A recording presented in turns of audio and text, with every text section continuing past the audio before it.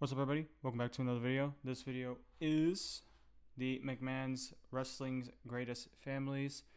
I lost the person who suggested this video. Well, not me. YouTube, because I can't find it in the suggestions anymore, but I did see it when it was suggested. So to the person who did suggest this video, please let me know in the comments below.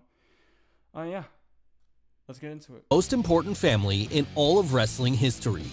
Yes, as the royal family of the ring, Vince and his nearest and dearest have been able to transform wrestling, taking it from the old territorial days of his father and grandfather through the sports entertainment spectacular that he and his wife would create, all the way to the publicly traded company that his daughter looks set to inherit one day in the future. So, how did it all happen? Well, join us today as we take a deep dive into their entire storied history in The McMahon's Wrestling's Greatest Families, Episode 3. It begins all the way back in Manhattan, New York on October 29, 1882, when Roderick James McMahon, himself a descendant of the Tommen McMahon clan of Western Ireland, was born to Irish immigrants Roderick Sr. and Elizabeth. And ever the entrepreneur like his hotel owner father, Roderick James, or Jess as he was known to his friends, would work hard as a youth, eventually getting himself to the point where, in 1909, he and his brother Edward became managing partners of the Olympic Athletic Boxing Club, there regularly promoting young black fighters when others wouldn't give them the chance. But with interest in boxing waning at this time, the two siblings would be forced to diversify soon after this as, from there, they would found the New York Lincoln Giants, an all-African-American baseball team, then later follow this up by becoming owners of the Lincoln Stars. After that, Jess would marry his longtime love, Rose, as the two would go on to have 3 children together, Roderick, Dorothy, and Vincent James. Then, once the new family had found their footing, they'd move over to Long Island, where Dad began promoting professional wrestling shows at the Freeport Municipal Stadium. And this would eventually give him the power to form the Trust, a business dealing with other local promoters that allowed him access to the entire New York territory. So powerful did he become after this, in fact, during the late 1930s, when wrestling's popularity began waning following the revelation amongst many that the whole They did not hold back in the 30s, did they? thing was being staged, Jess was able to carry on when others had to call it a day, powering through this dark period as he became the only man who hosted wrestling shows at Madison Square Garden. And as the apple of his dad's eye, his youngest son Vincent would frequently go with him to these shows, learning the craft of promotion from him as he quickly fell in love with the ways of the ring. So it should have come as no surprise then that when Jess died in 1954 as a result of a cerebral hemorrhage, Vincent would take over the family business, there setting his sights on taking things to another level altogether as, in the wake of the recent development of television, he believed he could reach a far bigger audience.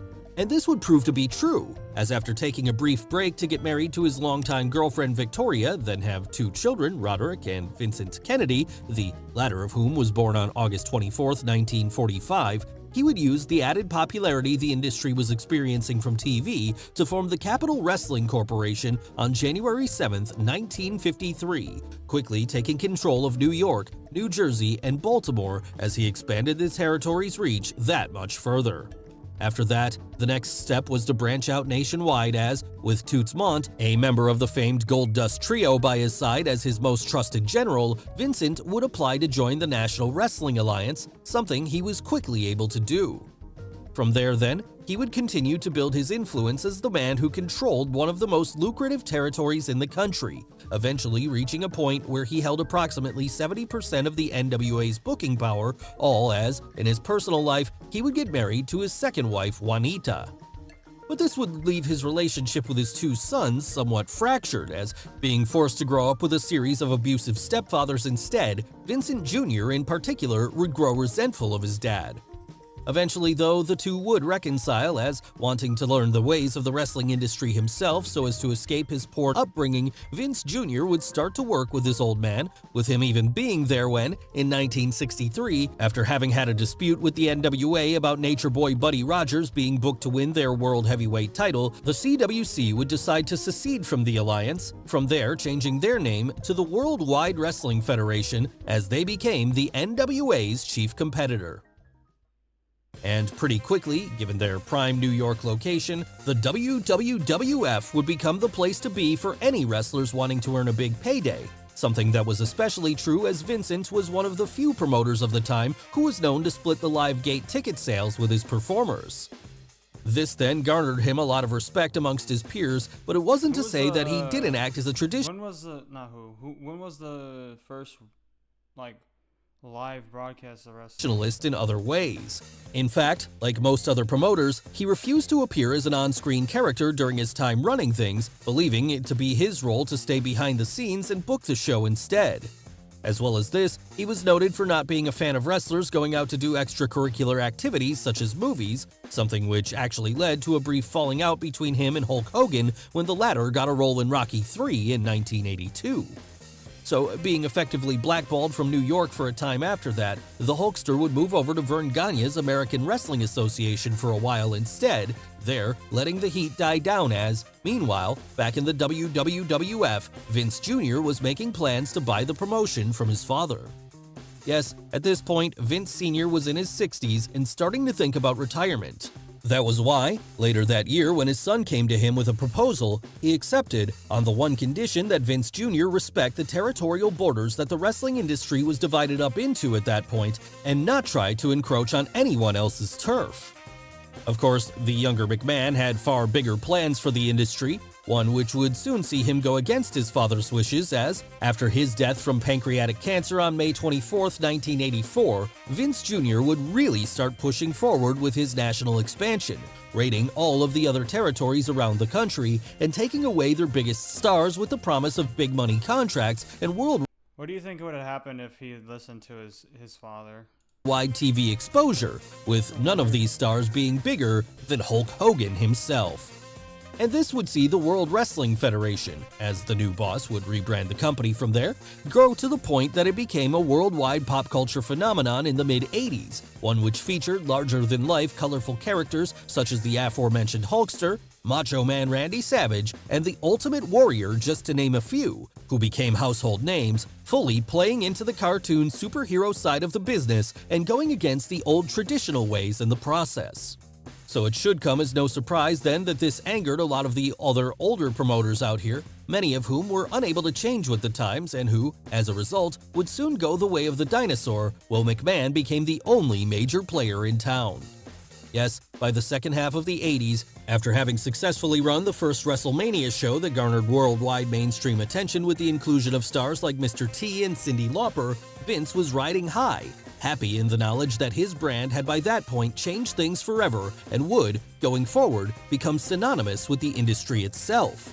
And keeping things in the family, Vince would get his wife Linda involved as a co-chief executive of the company during this period, all while bringing their children, Shane Brandon and Stephanie Marie, who had been born on January 5, 1970 and September 24, 1976 respectively, along for the ride too, as they started working at the ground level, acting as referees and merchandise models for a time. On screen, however, Vince would limit himself to the role of commentator, with his real-life ownership of the company never being acknowledged. This would end up changing in 1994, though, as it was then that the steroid trial would hit, and he would be indicted by the federal government on charges of distributing anabolic steroids to his performers. That said, in the end, What the heck happened to him here? as it was then that the steroid trial would hit, and he would be indicted by the federal government on charges of distributing anabolic steroids to his performers. That said, in the end, Vince was exonerated of all charges after the prosecution were unable to prove his involvement. But this wouldn't do much to help the fact that, by then, the WWF was right in the middle of its most unpopular period, with many of its 80s stars having moved on to World Championship Wrestling, where they were being promised even bigger money contracts by the media mogul Ted Turner. This then would force McMahon and his family to get creative, as come the end of the decade, they would have fully gone to battle with WCW in a period that would become known as the Monday Night Wars, changing the direction of their company here as they started the Attitude Era. And this would lead to their second big boom period, a period which was arguably even more profitable and successful than the first, as this one saw the rise of stars such as Stone Cold Steve Austin and The Rock. The reason why is because the Attitude Era was more unhinged. I feel like people like when people are doing risky jokes or acting in a certain way, I guess. But perhaps more importantly than that, Acting out of the usual or the normal. This also marked the point when Vince became an on-screen character himself as, after the fallout of the Montreal Screwjob, he'd start playing a Machiavellian-like villain on screen, desperate to wrangle the WWF title away from his chief rival, Steve Austin. And this would develop into arguably the greatest storyline in wrestling history, as McMahon vs. Austin soon saw fans tuning in their millions every week, waiting to see how their hero would get the better of his boss this week. In fact, this was the storyline that would finally see them overtake WCW in the ratings, saving the company from going bankrupt. Is that the best beef, guys? Steve Austin and McMahon? Finally see them overtake WCW in the ratings, saving the company from going bankrupt in the process, as they so very nearly did in late 1997. And as an on-screen villain, Vince was able to shine, getting the better of the Rattlesnake whenever he had to, but always being willing to make himself look like a fool come the end. Aside from his rivalry with Austin, though, he would also get involved with a number of other characters too, fully delving into the madness Hold on, guys, I'll be right back. Alright, sorry guys. of the circus world he'd created for himself, as he at times became both aligned and opposed to the likes of Mick Foley, The Rock, and The Undertaker. Maybe this was why, seeing how much fun their father was having with this, Shane and Stephanie would also start appearing as TV characters around this period, with Shane more often than not portraying a cocky heel with a silver spoon in his mouth. All well, his sister would initially play a doe-eyed babyface, only to then later morph into a top heel authority figure herself come the turn of the century. And the on-screen reason for this was that she'd then aligned herself with Paul Michael Levesque, known on screen as Triple H, something which would eventually lead to the two falling in love and getting married for real, a marriage that would later give them 3 children, Aurora, Murphy, and Vaughn. Meanwhile, as she was doing this, Shane was getting married himself to his partner Marissa, with them going on to have 3 children of their own, Delkin, Kenyon, and Rogan, in the years that followed.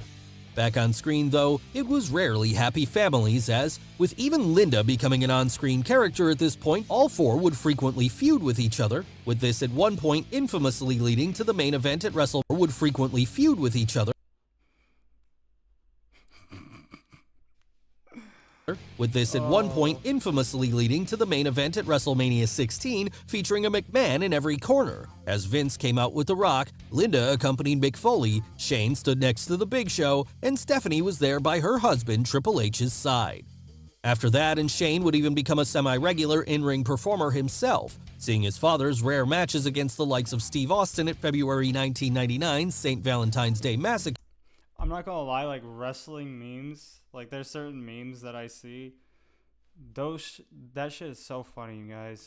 And believing he could do it better, as he, from there, went on to if it has a good description. If it has a whack one, the meme doesn't really hit that well, but like when it does have a good description, oh my god. Have memorable encounters against the likes of Test, The Big Show, and Kurt Angle. And soon enough, Stephanie would follow him into the ring too, even becoming WWF Women's Champion at one point when she beat Jacqueline on the March 28, 2000 episode of SmackDown, from there defending the belt for a while, all before having a notable program with her father's on-screen mistress at the time, Trish Stratus. And all this then would lead to the ultimate McMahon family angle when, in March of 2001, Vince would buy out his competition when he became the sole owner of WCW, formally putting an end to the Monday Night Wars, but in the process, starting what would become known as the Invasion, as, on the same night he announced this to the world, Shane would appear at the last episode of Nitro to tell the world that he was in fact the owner of the Southern Wrestling promotion. Now, this was all kayfabe, of course, as in reality it was Vince who purchased them.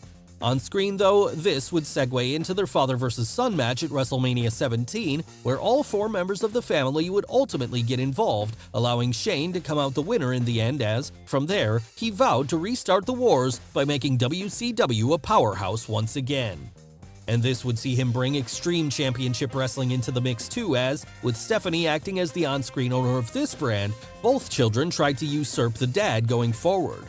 Ultimately, though, the whole storyline would end in November of 2001 when WWE came out standing tall during the winner-takes-all match at that month's Survivor Series. After that, Shane and Stephanie would be kayfabe banned from the company, with the assumption at that point being that they'd never be seen on TV again.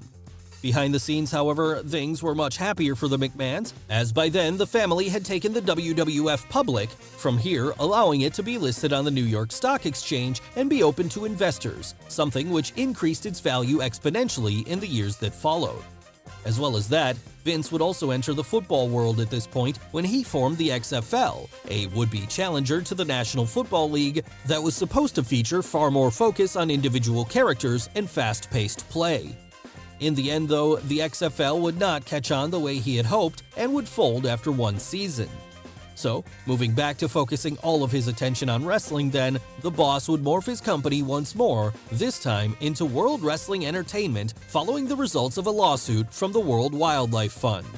And while this new WWE would never quite be able to replicate the mainstream success of the Attitude Era again, it would grow more and more profitable every year as Vince gradually moved back into an off-screen role, instead letting his daughter and son-in-law take the reins as Stephanie became the general manager of SmackDown for a time, all while simultaneously acting as the head writer of the show behind the scenes. And while this was happening, Triple H would grow into arguably the top name of the company following the exits of Steve Austin and The Rock, dominating Raw in the years that followed in a period that saw many fans turn on him on account of his perceived burial of other wrestlers. But while many of the performers the game went up against at this time may not have been happy with the arrangement, one person who was particularly upset was Shane, who, feeling like his position as heir apparent to the company was being undermined by the increased political power of Stephanie and Triple H, would decide to leave WWE altogether in 2010. From there, branching out on his own as he became the CEO of Chinese-based broadband and video on-demand companies China's Broadband Inc. and You On Demand. Meanwhile, as this was going on, with WWE changing their product to a more PG-themed one following the death of Chris Benoit, they would begin to pick up bigger-name sponsors, allowing their profits to continue growing as, despite many fans increasingly being turned off by the quality of the show, they continued to be more successful than ever. But Benoit's death wasn't the only reason for the change in the product, however, as in 2010 and 2012, Linda McMahon would make runs for the US Senate. And with Stephanie's backstage role growing to the point that she'd become the chief brand officer, and her husband Triple H taking up a management role himself as both an on-screen authority figure and the off-screen architect of NXT, the company's developmental brand, the future looked bright for WWE. And business would only continue to get better from there as in 2014, they would launch their next big venture, the WWE Network, a subscription streaming service that gave fans access to pretty much every piece of footage WWE owned, all for a pretty low monthly price. I will say this, anytime there's new technology or it seems like they know when they need to rebrand. Sometimes they fail at doing it, and then sometimes they succeed at doing it. But you can see that because a lot of I wouldn't say a lot of companies, but there's certain companies that don't want to, not rebrand, but get with the time, I guess. So really then, the only question left at this point was, what would they do next? After all, by then, Vince had all but retired as an on-screen character and had achieved just about everything possible in the wrestling world. As well as this, Stephanie and Triple H were gearing up to one day take over the company from him, all while Shane seemed to be happy doing his own thing. Well, as it turned out, in 2016, Linda McMahon would finally get a position in government when she was named the head of the Small Business Administration in the United States. And later that year, the prodigal son would return home when Shane finally made his comeback to wrestling, albeit now in a non-management role as he had previously sold all of his stock in the company. But by then, despite reaching heretofore unseen levels of financial success and holding more power than they could ever have dreamed of, effectively giving them a monopoly over the wrestling industry, many fans were growing increasingly frustrated with the on-screen product that the McMahons were putting out, with a large amount seemingly only watching out of habit at that point. What they really needed, most believed, was something to shake them out of their creative complacency and force them to fight again, the same way they had against WCW in the late 90s. That was why, with the formation of All Elite Wrestling in 2019, fans were given hope once more that a new wrestling war would spark another creative golden era for WWE. But while this really hasn't happened as of yet, the company remains financially more successful than ever, even if the full monopoly they once had no longer exists. Yes, while other younger promotions have come along to steal much of their shine from the hardcore fan base, it remains undeniable that WWE is the most powerful wrestling promotion in the world in terms of brand recognition and global reach.